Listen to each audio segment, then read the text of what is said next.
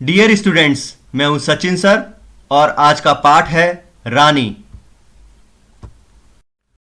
रानी पाठ की लेखिका है महादेवी वर्मा। महादेवी वर्मा का जन्म 26 मार्च 1907 को फर्रुखाबाद उत्तर प्रदेश में हुआ था।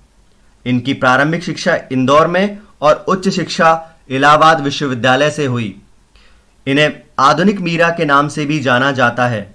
इनकी प्रमुख रचनाएं हैं निहार, रश्मि, नीरजा, यामा, दीपशिखा, अतीत के चलचित्र, स्मृति की रेखाएं तथा पथ के साथी आदि।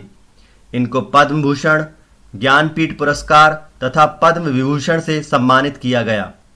महादेवी वर्मा का निधन 11 सितंबर 1987 को प्रयागराज में हो गया। रानी। इस पाठ में महादेवी वर्मा अपने बचपन की कुछ यादें साझा करती हैं।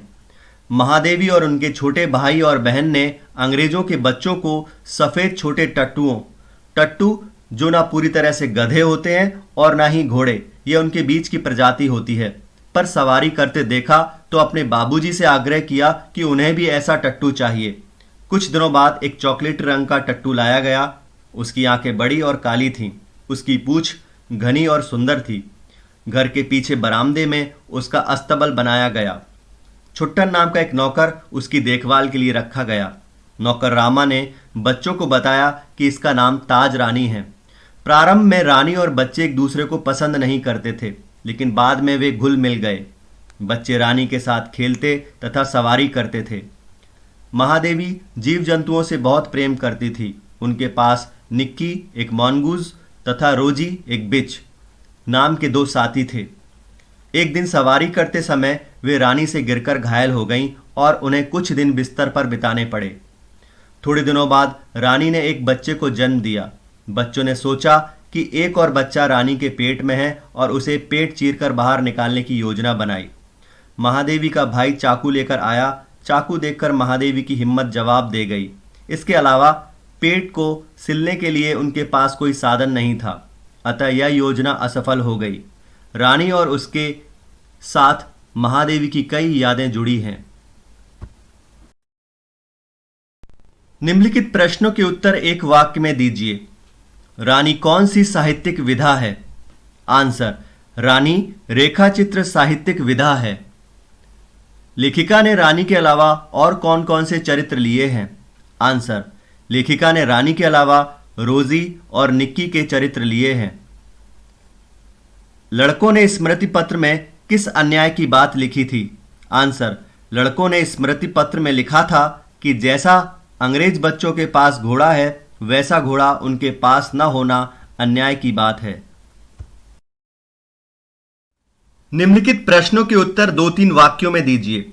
गधे पर बैठे अंग्रेज बच्चों के बारे में रामा ने क्या बताया?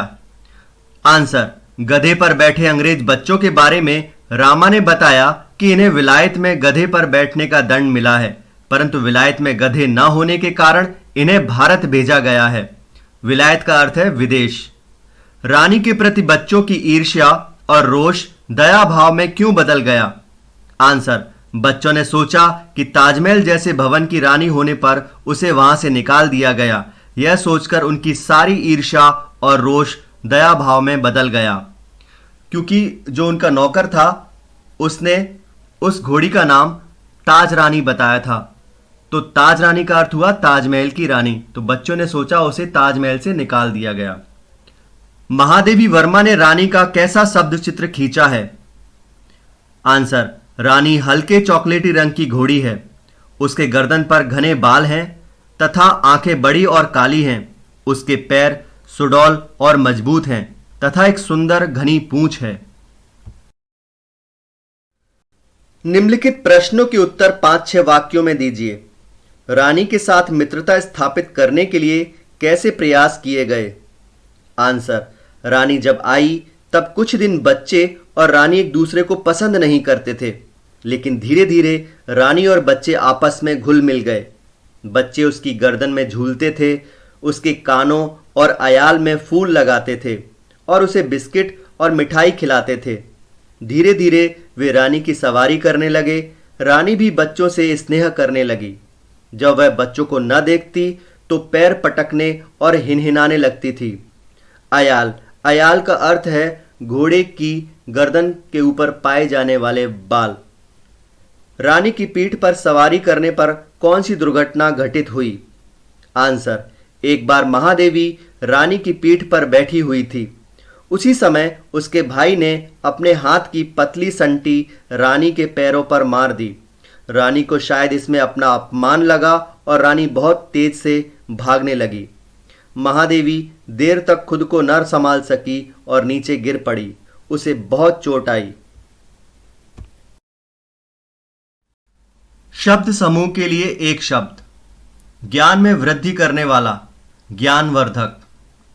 बच्चा सरलता से कर सके ऐसी प्रवृत्तियां, बाल सुलभ प्रवृत्तियां। घोड़े पर बैठकर की जाने वाली सवारी, घुड़सवारी।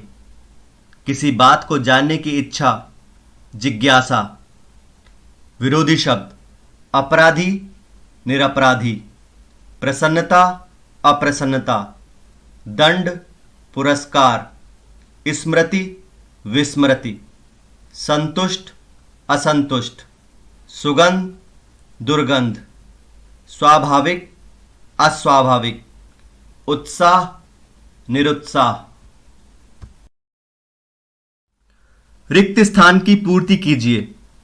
रानी के साइस का नाम छुट्टन था। रामा ने घोड़ी का नाम ताज रानी बताया। रानी के लिए बरामदा अस्तबल बन गया। महादेवी रानी पर तीसरे पहर या संध्या काल में बैठती थी। बच्चे रानी की पीठ पर ऐसे बैठते थे जैसे कि वे मयूर सिंहासन पर बैठे हों। जन्मदिन पर नानी ने सोने के कड़े भेजे। यदि आपको यह वीडियो पसंद आया हो तो शेयर और लाइक करना मत भूलिए। Thank you. नमस्कार।